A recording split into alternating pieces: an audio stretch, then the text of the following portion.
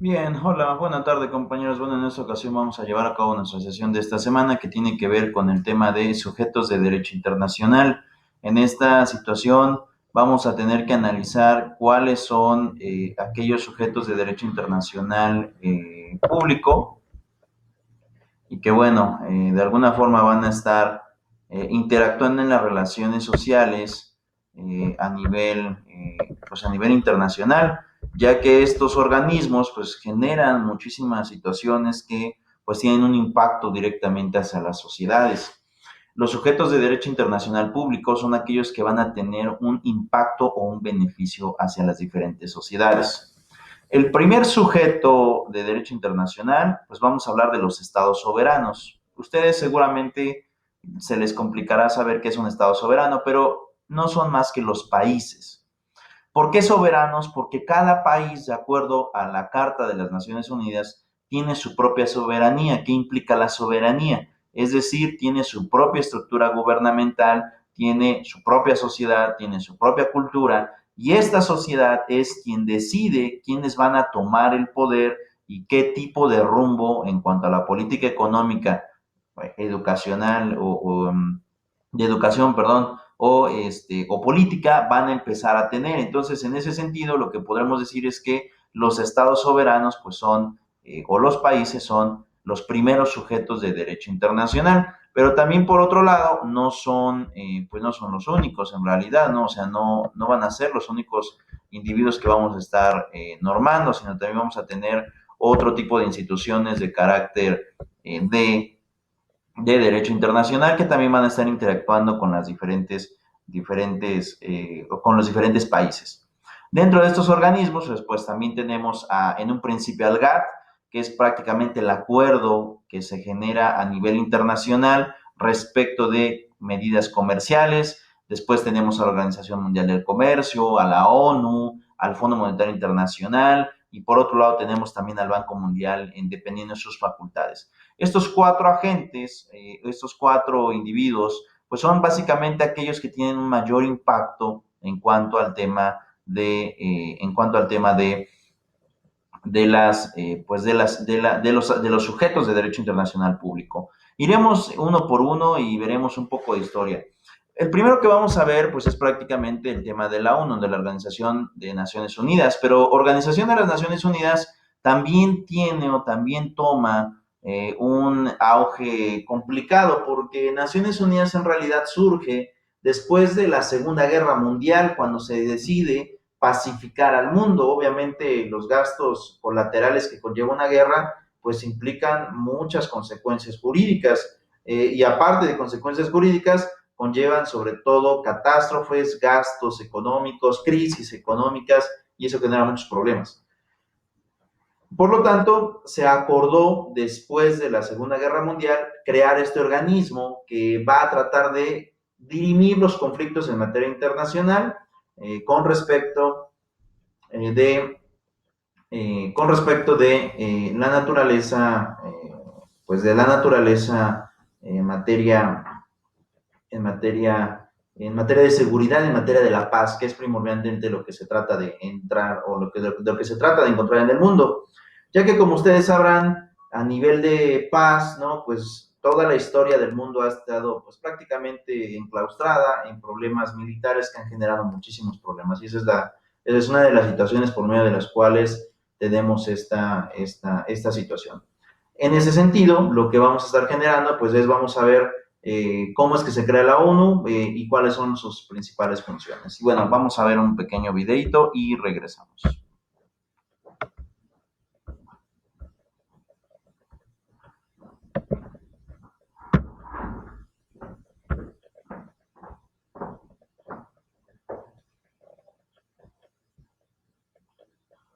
Hola, bienvenidos a esta acción formativa sobre qué es la ONU, la Organización de las Naciones Unidas. La Organización de las Naciones Unidas es una organización internacional fundada en el año de 1945 como centro organizador de los esfuerzos de los países para alcanzar tres propósitos comunes. El primero de ellos, mantener la paz y la seguridad internacional. El segundo, fomentar las relaciones de amistad entre las naciones. Y por último, coordinar la cooperación internacional en la solución de problemas internacionales de carácter económico, social, cultural y humanitario. Los antecedentes de las Naciones Unidas son varios, entre los cuales podemos mencionar, por ejemplo, en 1899, cuando se celebró la primera conferencia en La Haya sobre la paz. En esta conferencia se aprobó la Convención para el Arreglo Pacífico de los Conflictos Internacionales y en 1902 se estableció la primera Corte Permanente de Arbitraje, que hasta la fecha sigue funcionando. La Sociedad de las Naciones fue la organización precursora de las Naciones Unidas. Fue concebida durante la Primera Guerra Mundial y establecida en 1919 de conformidad con el Tratado de Versalles. Su objetivo era promover la cooperación internacional y conseguir la paz y la seguridad. Como ya bien todos sabemos, este objetivo fue fallido debido a que después de la Primera Guerra Mundial nos vino la Segunda Guerra Mundial y fue por ello que cesó su actividad la Sociedad de las Naciones. Las Naciones Unidas fueron creadas el 24 de octubre de 1945. Unos meses antes, en abril del 45, representantes de 50 países se reunieron en San Francisco para realizar la Conferencia de las Naciones Unidas sobre Organización Internacional. Esto llevó a cabo que se creara la Carta de las Naciones Unidas. En ella se redactaron los 111 artículos que forman la Constitución de las Naciones Unidas y de esta manera pudimos dar pie a que el 24 de octubre celebremos año con año la creación de este organismo. Las Naciones Unidas han tenido que adaptarse a la evolución que el mundo ha sufrido durante la mitad del siglo XX y lo que va del siglo XXI. Cambios, podemos mencionar entre estos cambios el aumento de países miembros, ahora son 192, el fin de la Guerra Fría, el fortalecimiento de la sociedad civil, la globalización de problemas tales como el daño al medio ambiente, la pobreza, el terrorismo, el narcotráfico y el acceso a la educación. Todos estos retos a los que la ONU se ha ido enfrentando han hecho de ella una organización sólida y una organización que, a pesar de su estructura tan grande, tiene que ser flexible para adaptarse a los cambios día con día. Existen 5 principios de las Naciones Unidas, los cuales están establecidos en su Carta o su Constitución, como habíamos mencionado.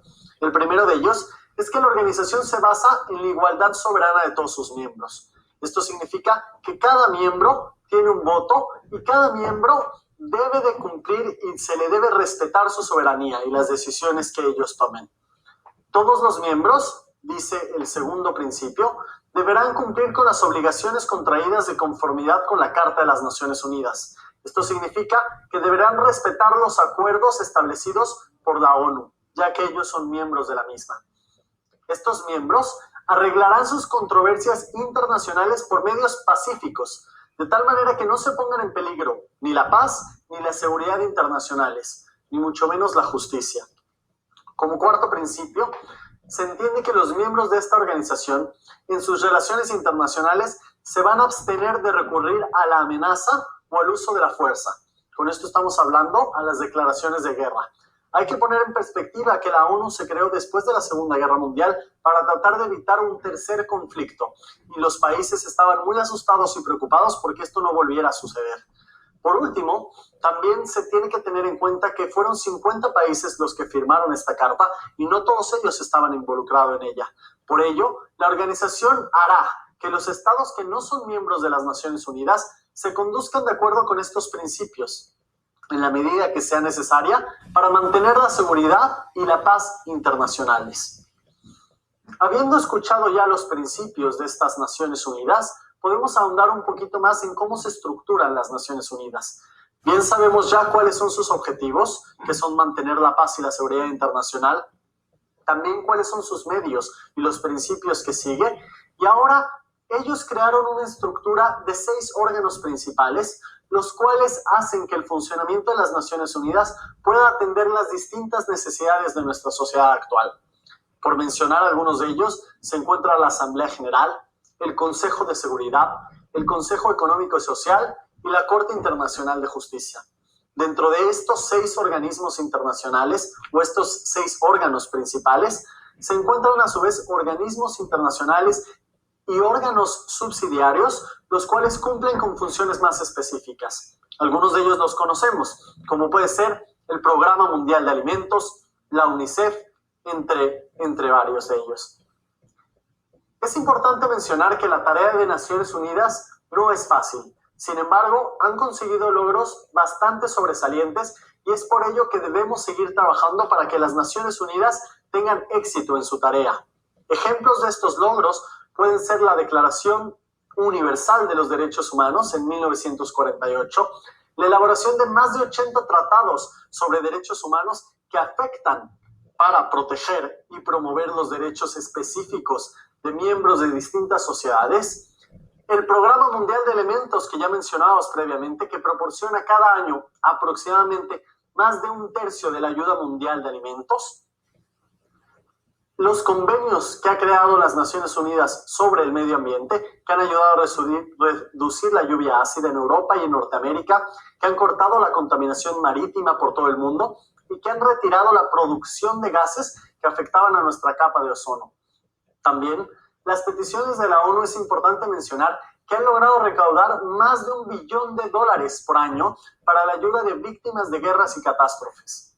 Estos son algunos de los logros que tiene las Naciones Unidas. Si bien es cierto que tiene mucho camino por recorrer y con la reforma de las Naciones Unidas nos enfrentamos a varios retos de tremendas dimensiones, también es importante reconocer que el camino andado ha sido un camino próspero y que las Naciones Unidas han influenciado nuestra sociedad de manera positiva. Si quieres saber más acerca de la Organización de las Naciones Unidas, visita www.munac.com y encuentra algunos de los cursos que Bien, bueno, vamos a ver esta situación en cuanto al tema de las Naciones Unidas. Vamos a hablar acerca de esto con una manera objetiva, ¿no? Ahorita vimos una clase muy ortodoxa, muy lineal, muy en cuanto a la Carta de las Naciones Unidas, pero también habrá que ver algunos aspectos si en realidad se han cumplido en lo que va desde la creación de las naciones o no. Y lo digo porque en realidad, por una parte, decía el conductor y de lo que yo planteaba al principio de la clase, es que esta organización primordialmente tiene por objeto el regular las condiciones y el regular las actividades y relaciones de los Estados miembros. Sin embargo, también es cierto que esto en realidad no se ha cumplido del todo. Y lo manifiesto porque es una realidad que de alguna forma también hemos tenido, pues básicamente intromisiones a otros países sin autorización de la ONU. Y digo, y para ser exacto, me refiero al caso de Siria, con anterioridad, una década anterior.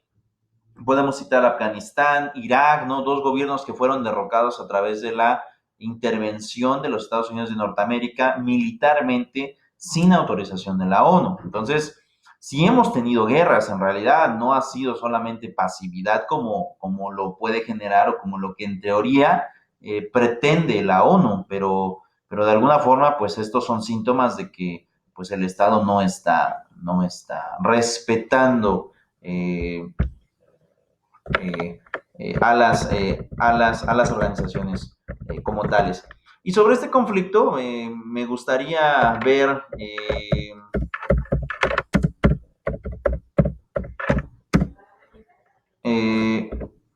un discurso que literalmente se dio hace 2 años cuando pues prácticamente existe esta intervención de la cual hablo en el gobierno, pues en el gobierno sirio.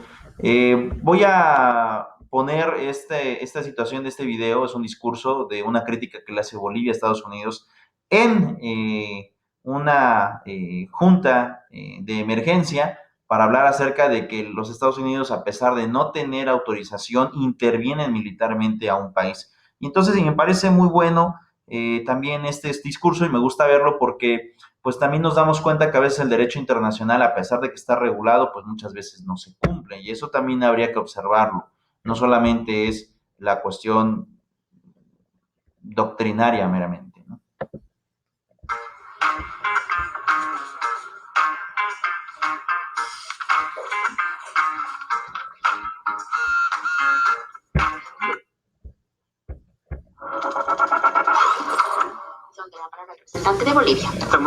gracias por darme la palabra y también por haber hecho la convocatoria a esta sesión pública abierta del Consejo. Es imprescindible que no solamente los miembros de nuestra organización, sino el mundo entero vea que las posiciones de los miembros del Consejo de Seguridad con absoluta transparencia en el marco de lo sucedido en los últimos días en Siria. Bolivia ha solicitado la convocatoria de esta reunión preocupada por los sucesos que se han registrado en las últimas horas.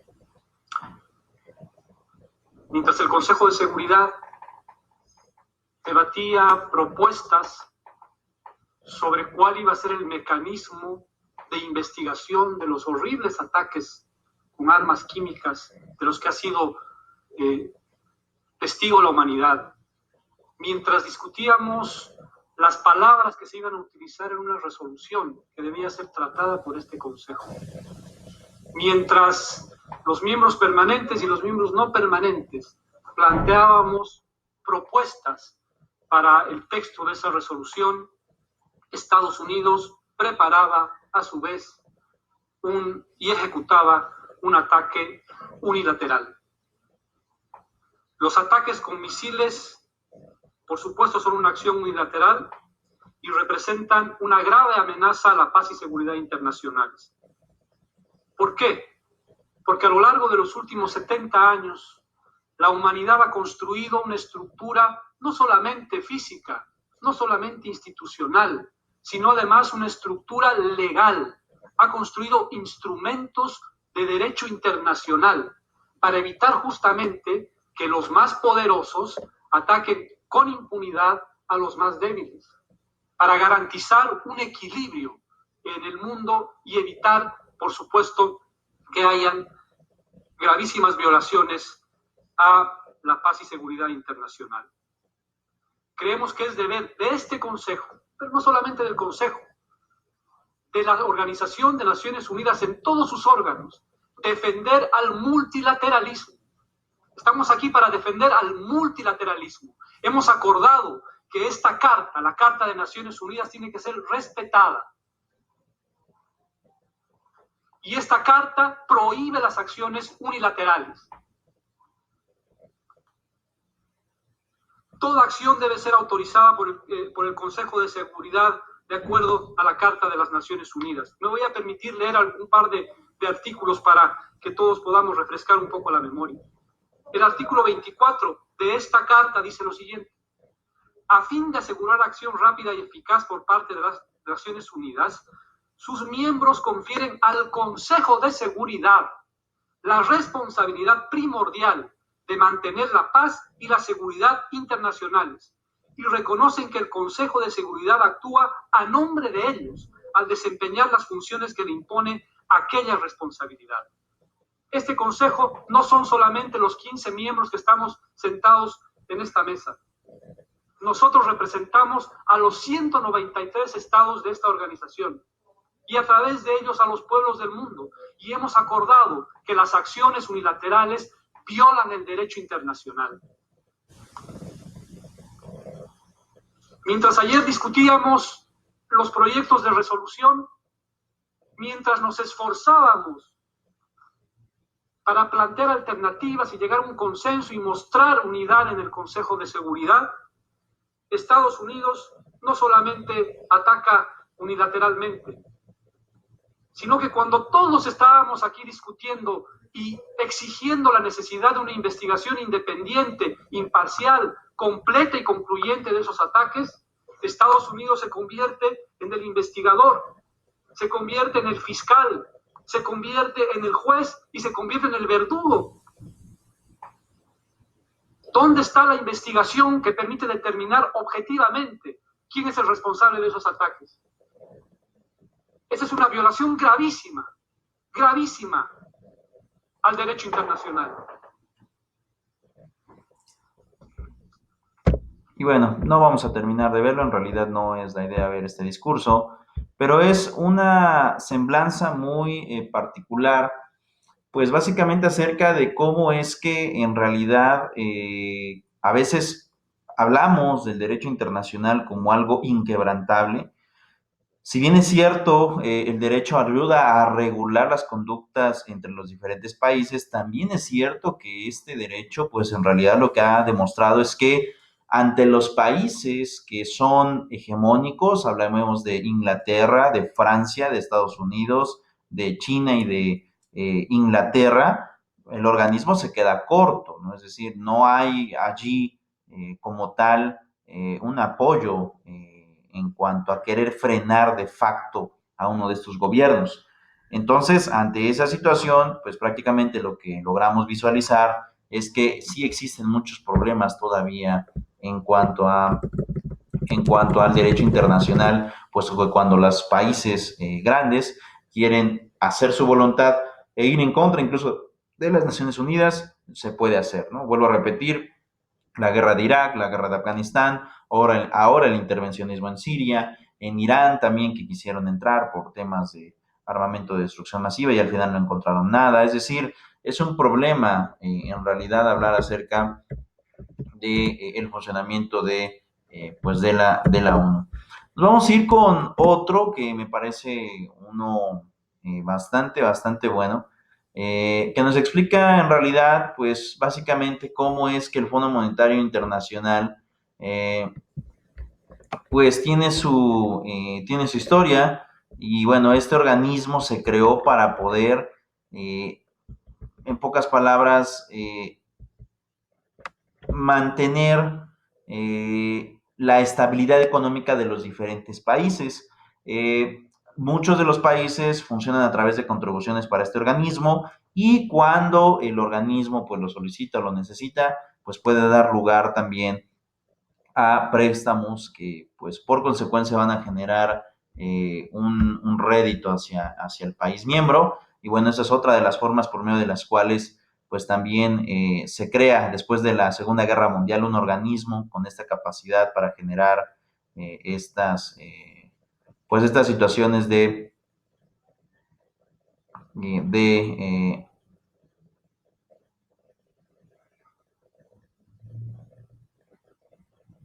de estabilidad económica.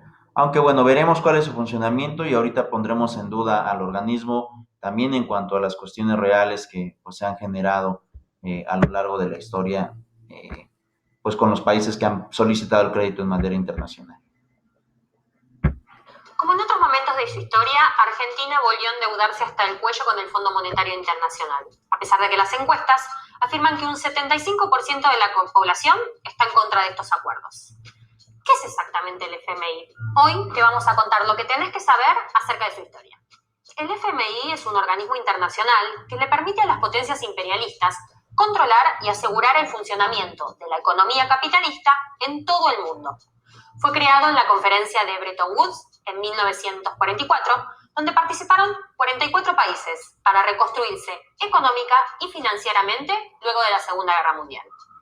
De estas reuniones surgió un nuevo sistema monetario mundial centrado en el dólar. Estos países votaron lo que se conoce como patrón dólar. ¿Qué significa esto? Que se pusieron de acuerdo para usar un nuevo esquema de tipo de cambio fijo en relación al dólar, que además mantendría una paridad fija con el oro. Como Estados Unidos poseía el 80% del metal que había en el mundo, fue quien en los hechos pasó a controlar la política monetaria de todos los países del globo. Ahora bien, si los demás países querían mantener la paridad de su moneda con el dólar, debían ser superavitarios en su balanza comercial exterior. Es decir, exportar más de lo que tienen que importar. Mientras que Estados Unidos, si quería, podía ser deficitario, o sea, gastar más de lo que le ingresa. Esto lo podían hacer porque es el único emisor de la moneda reconocida como moneda internacional, o sea, el dólar. Para que los países deficitarios pudieran aumentar sus reservas internacionales y a su vez mantener la paridad fija con el dólar, el FMI entregaba préstamos para que no tuvieran que acudir a medidas proteccionistas y evitar una gran crisis como la Gran Depresión de 1929, ni hablemos de estallidos sociales o revoluciones. ¿Cómo funciona el FMI? Su sede central está en Washington, Estados Unidos. Actualmente tiene 189 países miembros. Argentina lo es desde 1956, cuando obtuvo el primer crédito de la mano del gobierno militar de Pedro Eugenio Aramburu, comenzando un ciclo de sometimiento directo de la política económica y de los recursos del país a los intereses del capital financiero. Una herencia que ningún gobierno posterior cuestionó. Cada país miembro tiene que pagar una cuota financiera que el FMI establece según el tamaño de su economía. Y según ese monto, se determinan los votos que tiene cada uno en la toma de decisiones del organismo. Por eso, siempre las votaciones las deciden las grandes potencias, especialmente Estados Unidos, que es el país miembro con mayor número de votos. Al tener el 17% del capital y de los votos, es el único que tiene poder de veto, ya que para las decisiones claves se necesita el 85% de los votos.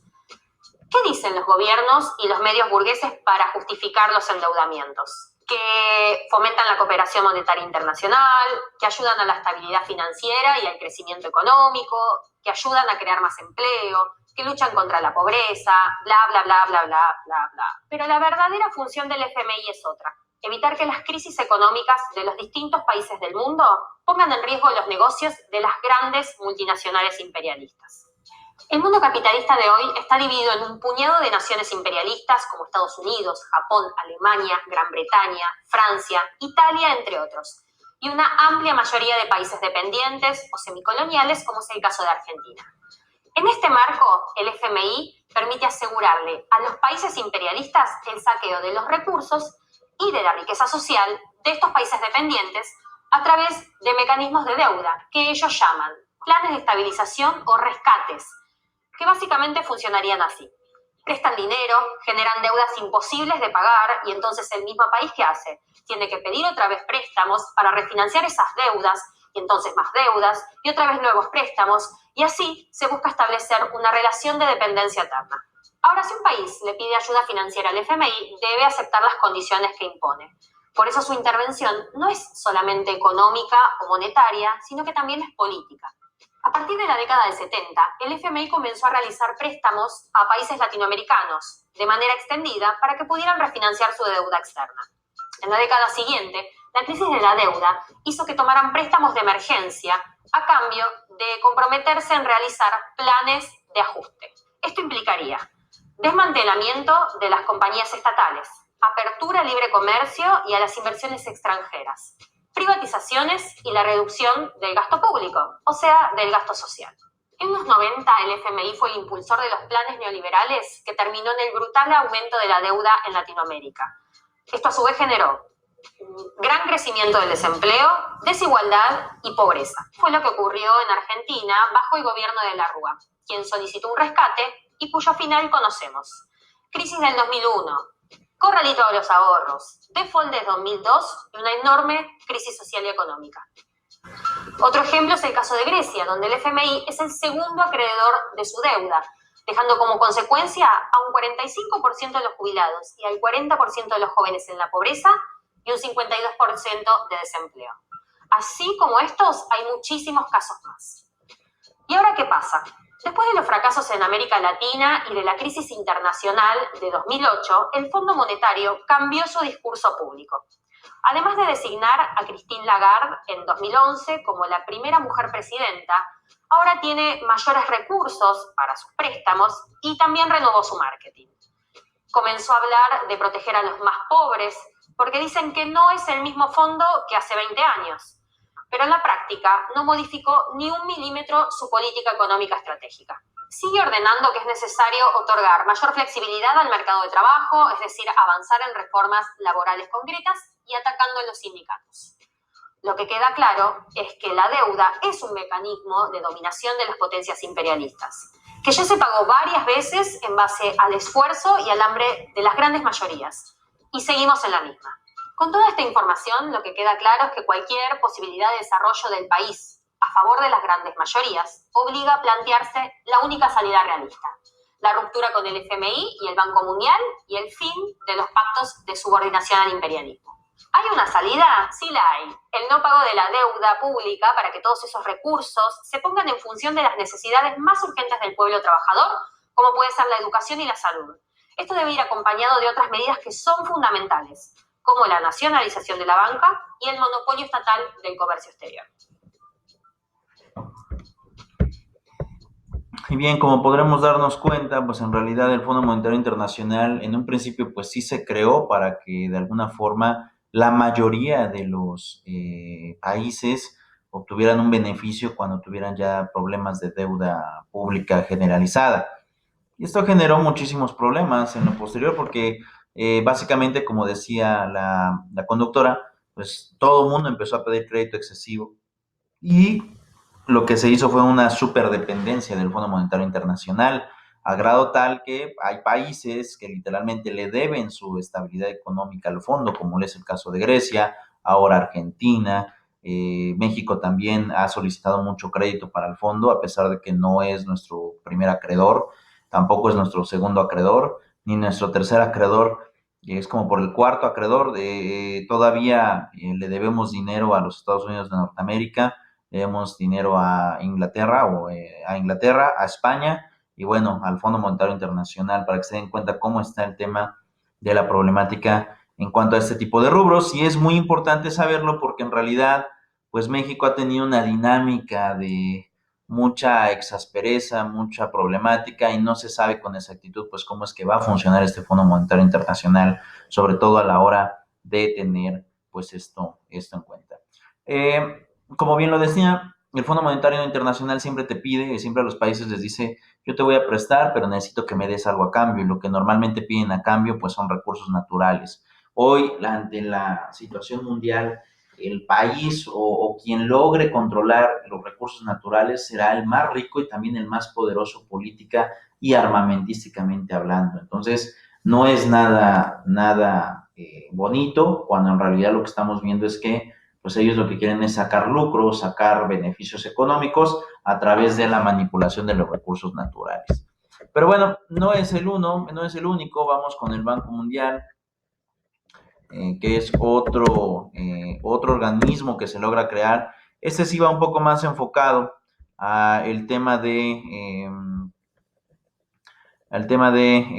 pues básicamente generar políticas de humanitarias, que si se dan créditos, el crédito sea forzosamente para ayudas humanitarias, sobre todo para países que tienen problemas en cuanto a alimentación, salud, etcétera. Hitler se enfadó tanto que reaccionó bombardeando Londres. Y la guerra entró en una nueva fase. Se pasó a bombardear ciudades. Diferentes bombardeos han dañado las ciudades europeas. Ciudades completas habían sido totalmente desvanecidas y otras muy importantes tenían fuertes y severos daños en sus principales estructuras. Tal es el caso de Dresden en Alemania, que quedó terriblemente devastada después de los bombardeos de los aliados.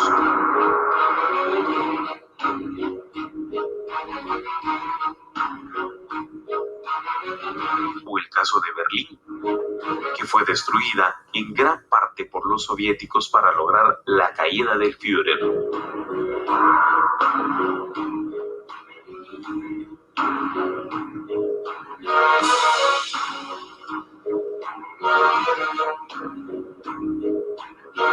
Los diferentes conflictos que ha generado dicha batalla han causado una gran devastación a lo largo de toda Europa. Incluso Inglaterra se ve fuertemente afectada después de la Segunda Guerra Mundial.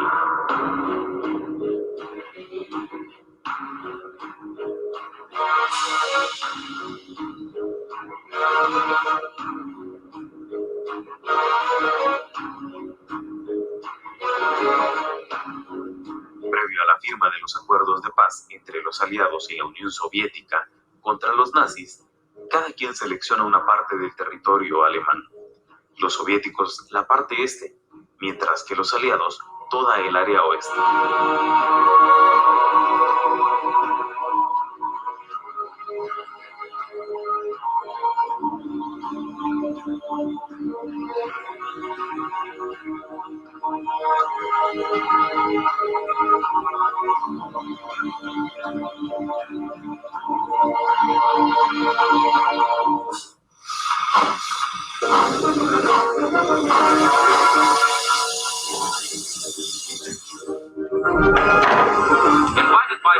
Roosevelt to the first major world financial meeting since the London Conference of 1933. They will work in the seclusion of this White Mountains resort.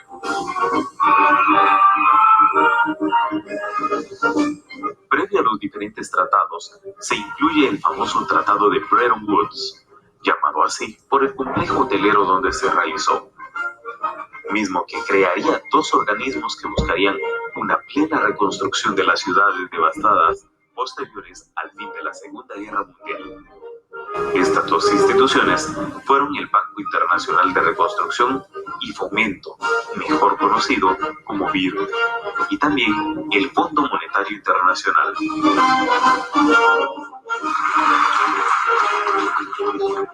África y el Banco Mundial. Otra de las grandes divisiones del Banco Mundial lo constituye la Asociación Internacional de Fomento.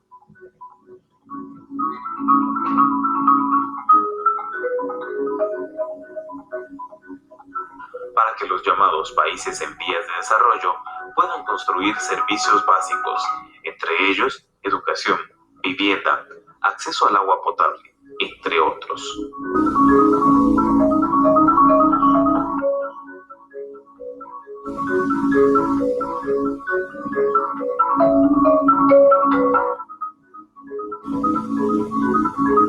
Muchos de los países que se ven beneficiados se encuentran en África, donde buscan erradicar la pobreza.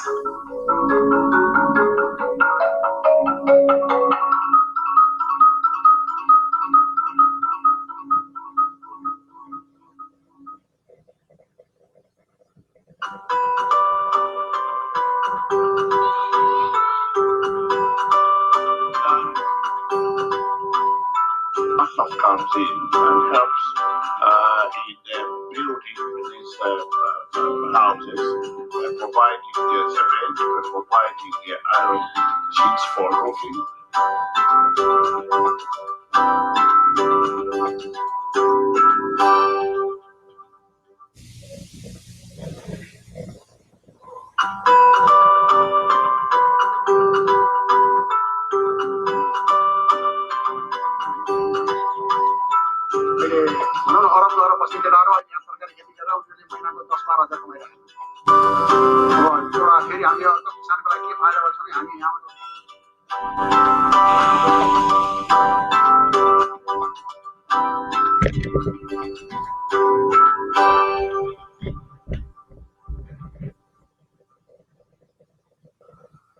Diferencia de inversiones. El convenio promueve una serie de medidas para proteger a la población, advertir del peligro del consumo de tabaco, aumentar los impuestos y prohibición de la publicidad, entre otros. Contra esta política se han lanzado los potentes lobbies empresariales tabacaleros que facturan miles de millones de dólares al año a costa de la salud de la población. A partir de la aplicación de las políticas de restricción, el tabaquismo en adultos descendió del 32 al 23% y en los jóvenes del 23 al 18%. Por otra parte, los infartos al miocardio, fuertemente asociados al tabaquismo, se han reducido un 22%. ¿Puede una empresa multinacional demandar a un país por defender la salud de su población de los productos dañinos que ésta vende? El gobierno anunció que no va a variar la política antitabaco bajo ninguna circunstancia y que lo que está en juego es si tiene que resarcir o no a la empresa Philip Morris por las decisiones tomadas, no la política de salud de su población. ¿Por qué el Tribunal Internacional CIADI ha permitido a una empresa multinacional demandar a un país por defender la salud de su población? Peor aún, permite un juicio por aplicar políticas para cumplir con los compromisos internacionales de salud pública.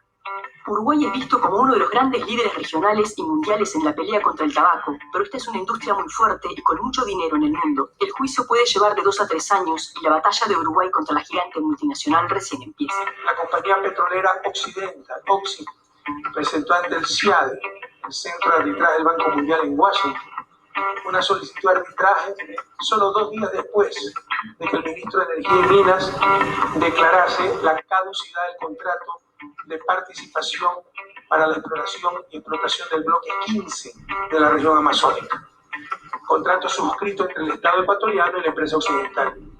Dicha caducidad fue declarada debido a que Oxy cedió el 40% de sus derechos en el contrato a la empresa canadiense Encana, sin la respectiva autorización del Ministerio de Energía y Minas, como establecía la ley y el contrato, y por lo cual se aplicó la sanción prevista en la ley de hidrocarburos vigente.